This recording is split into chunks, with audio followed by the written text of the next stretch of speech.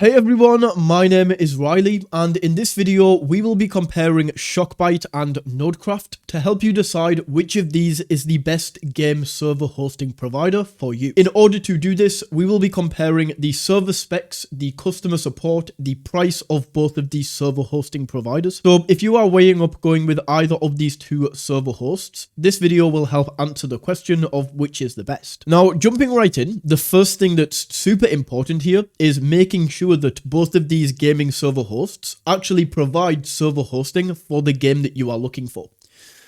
So if we take a look right here on NodeCraft, we have 33 games, which is less than what is offered on Shockbyte, as Shockbyte offer 45.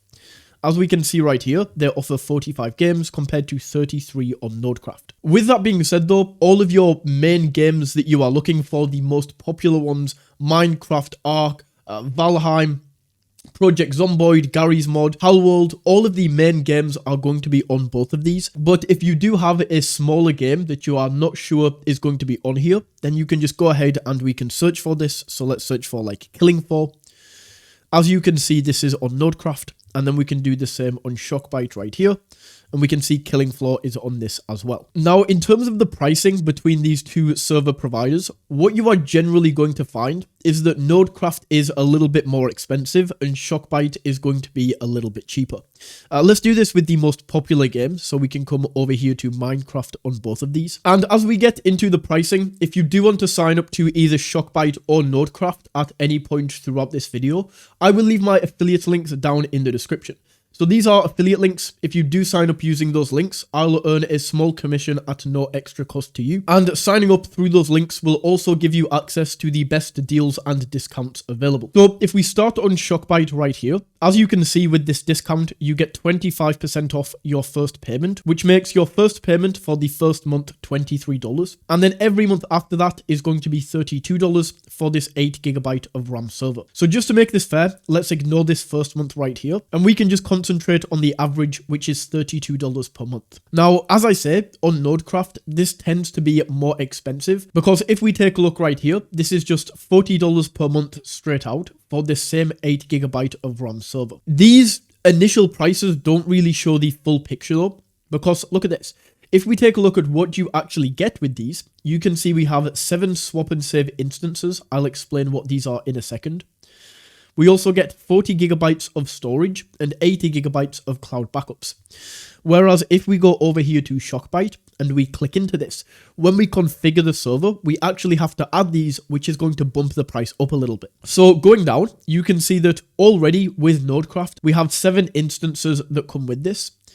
And if we go to Shockbyte, we actually have to add these. So if we just go ahead and add 6 instances right here, well, the price is immediately going to jump up to $31. Then if we add the cloud backups at 80GB, so we go in and we add the cloud backup, we can't even do this at 80, so let's just add 60 right here. That's going to be $35. So it really depends on what you are looking for. If you don't really need that many instances, then we can just bump this down and Shockbyte is going to become a lot cheaper. What instances actually are is it kind of allows you to have multiple game saves and multiple servers on the same server. So as an example, let's say that I want to have a modded server and I want to have a vanilla server.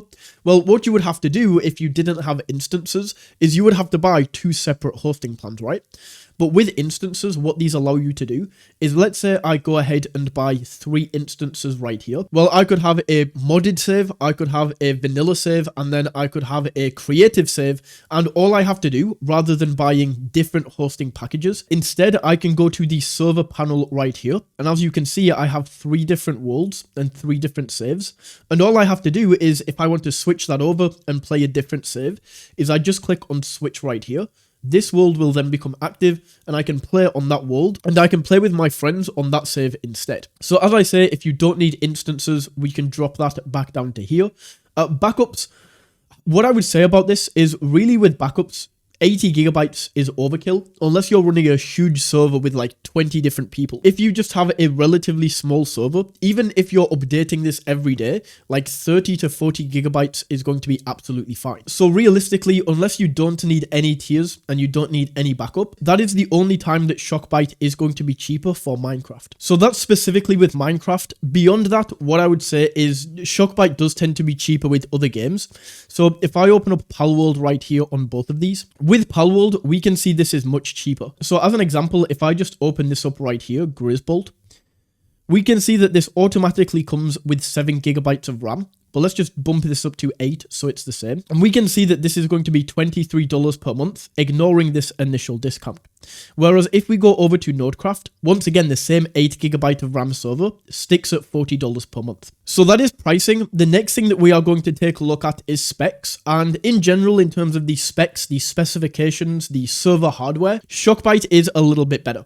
So this is NodeCraft right here, and we can see that the processors, the CPU that the server uses is a 3.8 gigahertz processor. This is not really good. Compared to a lot of gaming servers, this is not the best. Shockbyte, if we go over to Shockbyte, we can see the minimum is going to be a 4.4, and that's only with one of these. So it goes between 4.4 to 5.1. Now, you might be wondering, how do you get the higher CPU right here compared to the lower? Well, the way that you do this is, once again, if we just go into Minecraft as an example, when we are in the checkout area and we are configuring the server, we can see CPU at the bottom right here. We can pay an extra $10 for real time. And this is going to give us the specs more towards the higher end. But either way, even if we keep it on the free at 4.4 gigahertz, this is going to be better than the 3.8 that we get with NodeCraft. Also, in terms of the storage, Shockbyte is better once again, because as we can see right here, the storage is SSD with NodeCraft, where on Shockbyte, this is NVMe SSD. To put this into super simple terms, NVMe is faster storage, and the way that this affects games, once again, let's take Minecraft in this example. NVMe storage is going to give you better chunk loading time, it's going to give you faster world saves, and also if you have like super heavy mod packs, it's going to be a lot better at being able to handle that. Another important thing to touch on is going to be the customer support with both of these. Both of these have fantastic customer support, and I will show you this in the Trustpilot reviews, but neither of them have like a full 24/7 live chat. If we go into a new conversation, and I'll just click here, let's say this is about Minecraft. I need help with my server. We can click on start chat right here. And this right here is an AI, right? So we can go through, we can speak to the AI. And then if the AI can't help us, then we can message somebody. But generally what I have found is you don't get an immediate response. The same thing on NodeCraft. We can click right here. As you can see, we'll be back online later today. So it's not a live chat, and there's going to be a little bit of a delay when you send the message to when they reply. So finally, let's take a look at the Trustpilot reviews for both of these. As we can see with Shockbyte, it's a bigger company, so 9,000 reviews right here, almost 10,000, and they have a 4-star rating. So as we can see, the customer support is good, fast and speedy, but once again, it's not live chat. Nuno was awesome. This is a customer support rep. Give Key and Arrays customer support rep, and as you can see, a lot of 5-star reviews in here. NodeCraft has better ratings, but it's a smaller company. So if we type in NodeCraft, as we can see, only 1.4k reviews, but 4.9, almost 5 out of 5 stars, which is absolutely incredible. Once again, we can see like the server reliability is really good. The customer support is fantastic with both of these. So on the review side, on the Trustpilot side, both of these are absolutely fantastic gaming server hosts. It really just depends on what you want to pay for the price and also get for the specs. So that is my comparison of NodeCraft versus Shockbyte. Once again, if you do want to sign up to either of these server hosting providers, you can do so down in the description and get the best deals and discounts possible. Either way, hopefully you enjoyed this video. If you did, don't forget to smash that like button and tap that subscribe button. And until next time, take it easy.